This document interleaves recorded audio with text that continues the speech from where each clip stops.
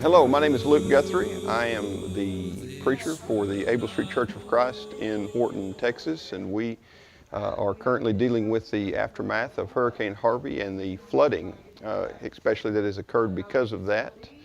There has been some estimates as high as 95% of the town were flooded from Hurricane Harvey, and we've had about 11 families directly affected here in the congregation, and efforts are very much underway at this time to correct that and to take care of their homes.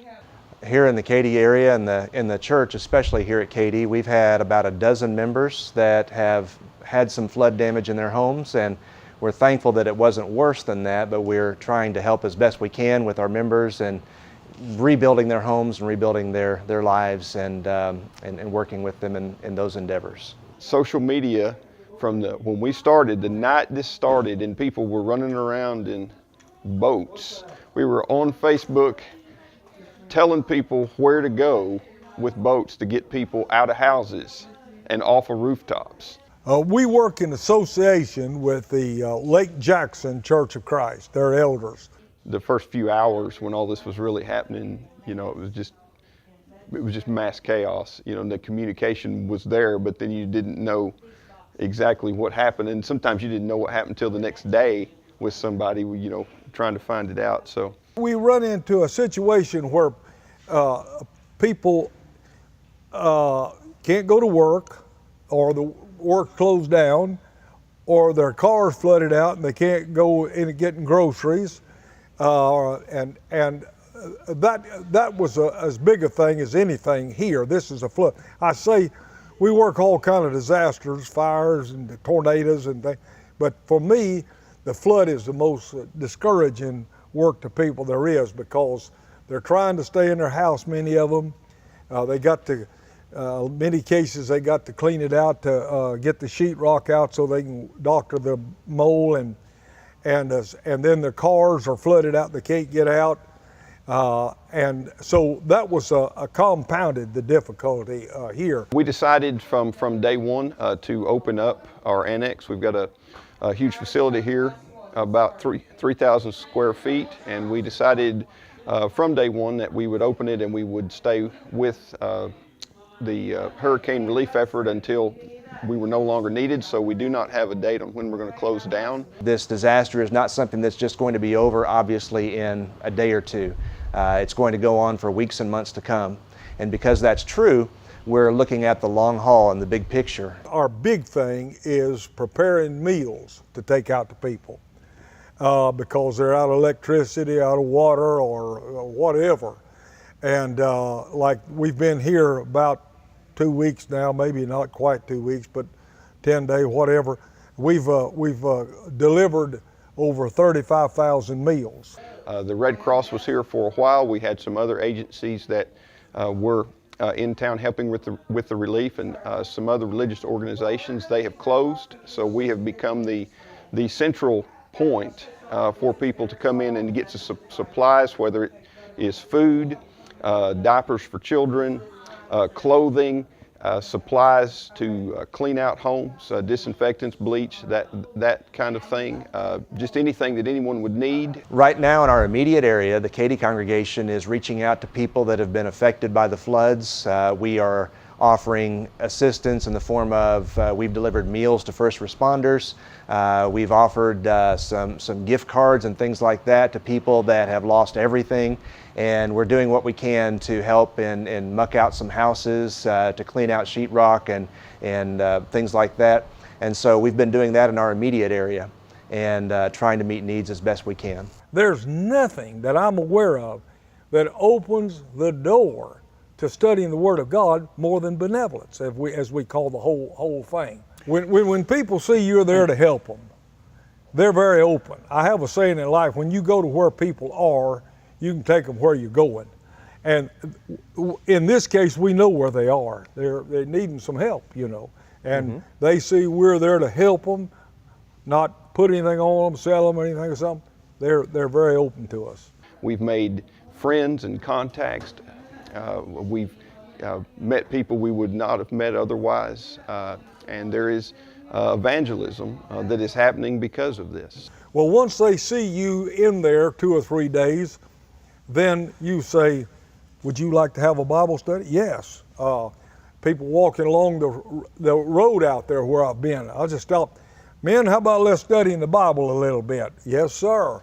And so then we tell the congregation where we are about them, where they are, and they can follow up when we leave. That's one of the real works that is a differentiation with us and maybe other things is the outreach, the personal work that we set up. And we had some people from over in Alabama that were over here helping us with that last week, and they're planning to come back next week.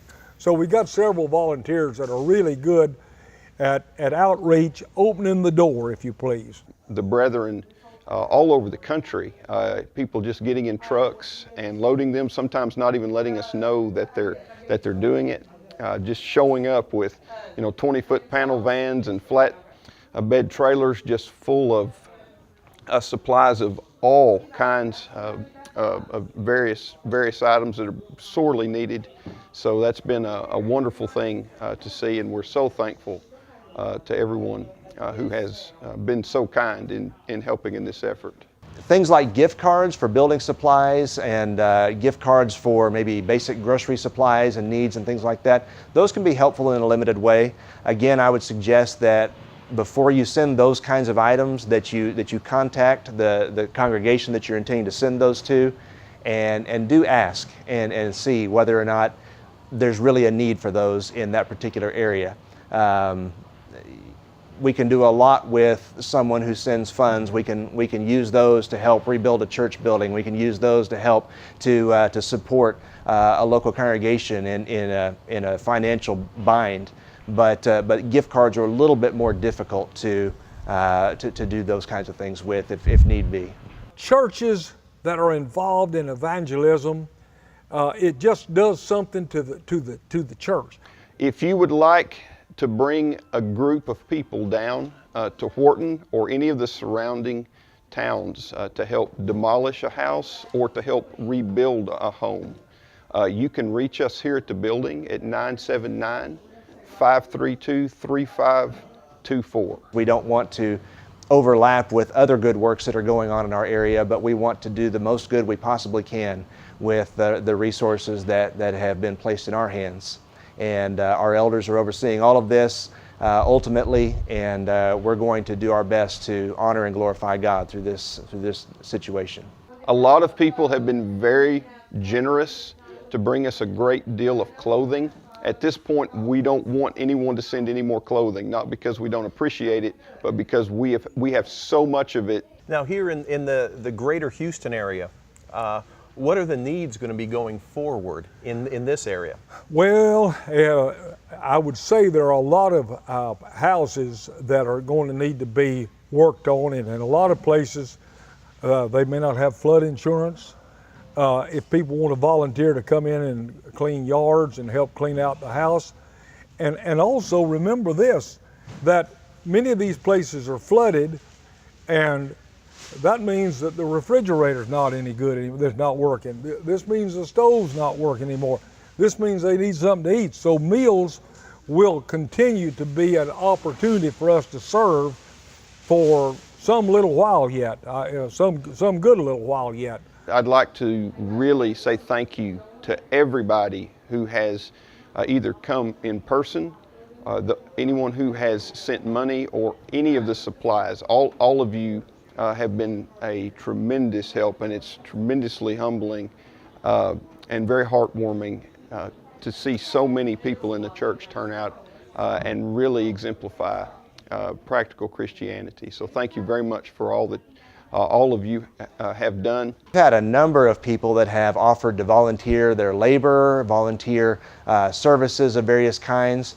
Right now in our immediate area here in Katy, we have been overwhelmed with support from all over the country, with good brethren from a lot of different places.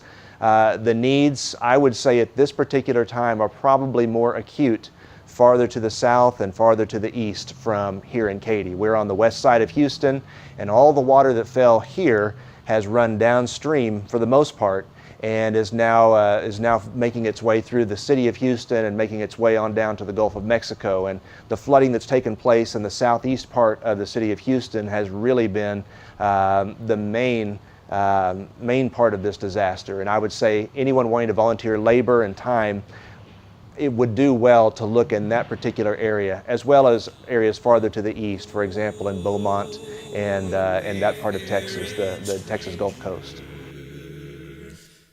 Traveling through this world of woe, yet there's no sickness,